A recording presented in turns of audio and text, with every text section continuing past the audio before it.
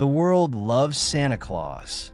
But what if I told you the man in the red suit isn't just a harmless holiday mascot, but a disguise crafted from ancient pagan gods, occult traditions, and a spirit scripture warns us about? This is the truth behind Santa Claus, the part they never wanted you to know. Every December, the world prepares for a visitor. Children write letters. Parents decorate homes. Songs fill the air.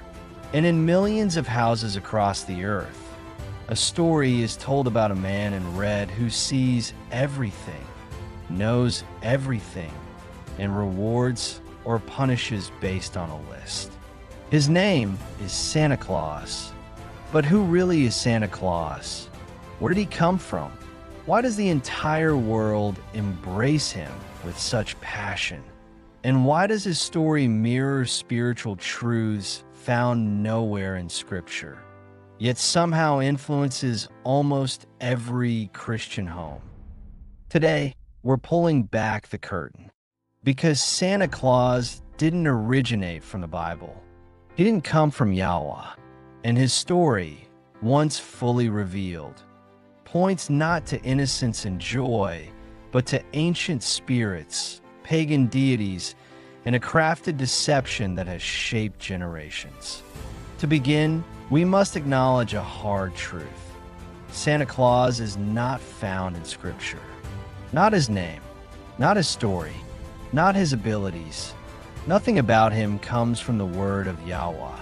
Instead, Santa's real roots come from a combination of European folklore, pagan gods, supernatural entities, and a Catholic bishop whose story was altered and exaggerated beyond recognition. The modern Santa is a fusion, a spiritual hybrid, built piece by piece throughout history until he became the iconic figure we see today.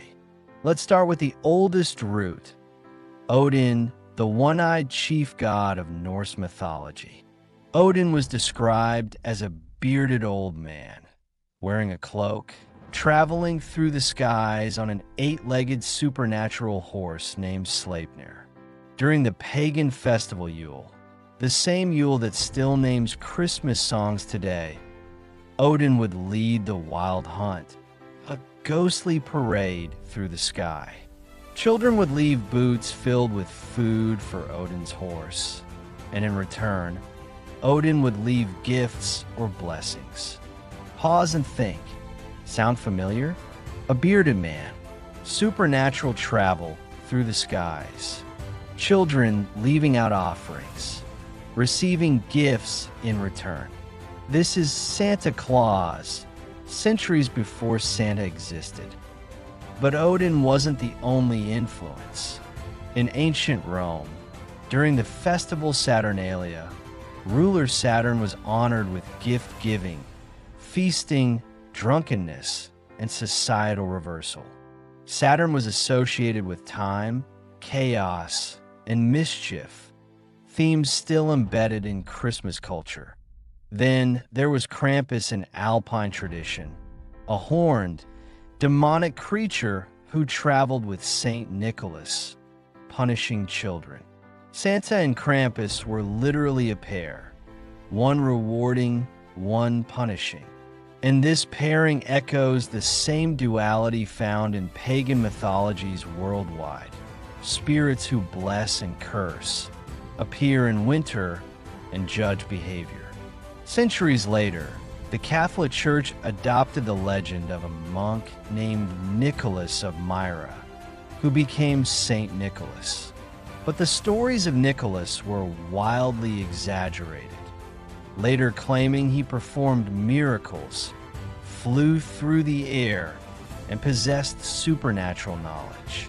Over time, the legends of Saint Nicholas merged with Odin, merged with Saturnalia, merged with Yule's spirits, until a new figure emerged, a man who knows all, sees all, judges all, flies through the sky, and brings gifts.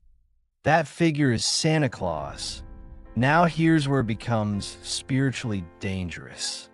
Santa is not portrayed as just a fictional character. He is given divine attributes, attributes that belong only to Yahuah. Santa is said to be all-knowing. He knows if you've been bad or good. All-present. He visits the entire world in one night. All-seeing. Children are told he watches them at all times. Judge. He rewards the good and punishes the bad. Eternal. Ageless. Timeless. Supernatural. Able to appear anywhere. These are not the traits of a holiday mascot. These are the traits of a deity. And what does Scripture say? Isaiah 42, verse 8. I am Yahuah. That is my name, and my glory will I not give to another. Yet Santa receives a glory that belongs only to Yahuah. Children fear him, trust him, wait for him, and believe in him. In many families, Santa becomes a more real presence than Yahuah. The enemy has always used imitation to distract from truth. Consider this. Yahuah has angels. Santa has elves. Yahuah rewards righteousness. Santa rewards good behavior. Yahuah writes names in the book of life. Santa keeps a list. Yahuah returns with reward. Santa comes with gifts. Yahuah comes unseen. Santa sneaks in at night. This is not coincidence. It is pattern. The enemy does not create, he counterfeits. He takes holy attributes and corrupts them with tradition. Now let me show you something simple, but revealing. Rearrange the letters of Santa and you get Satan. Is this a stretch? Perhaps, but consider how many parents lie to their children in his name. Scripture warns strongly about lying. John 8, verse 44. Yahuah says the devil is the father of lies.